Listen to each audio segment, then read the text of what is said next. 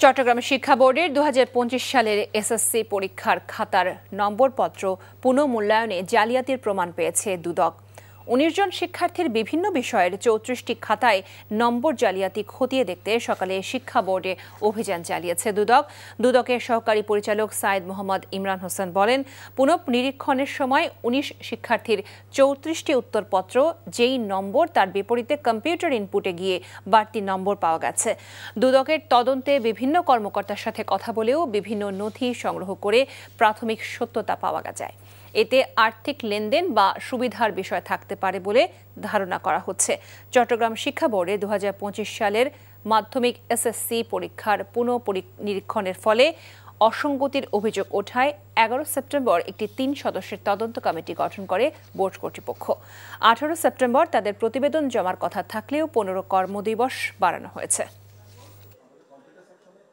এখানে ১৯ জন শিক্ষার্থীর ৩৪টা উত্তরপত্রে জালিয়াতি হয়েছে।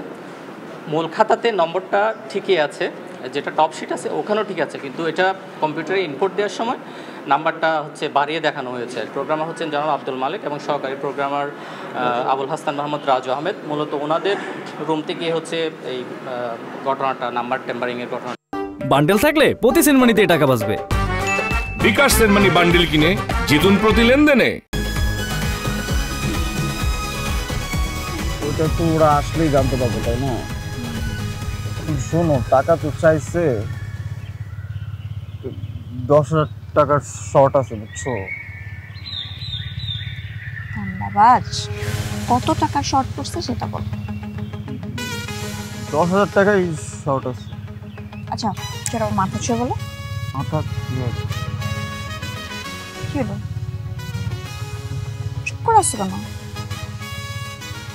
ভণ্ডামি, টাউটামি, জায়গা পাও না তুমি? তুমি কি জীবনে ভালো হবে না? শোনো, ভন্ড আর টাউট বলবা না, আমার ইগোতে লাগে।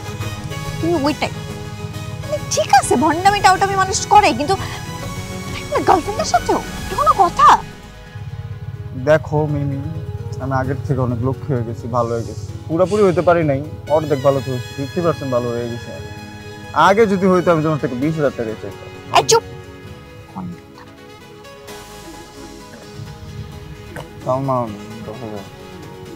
ঠিকভাবে বলো, কত টাকা শর্ট পড়ছে? ৫,০০০ টাকা লাগবে।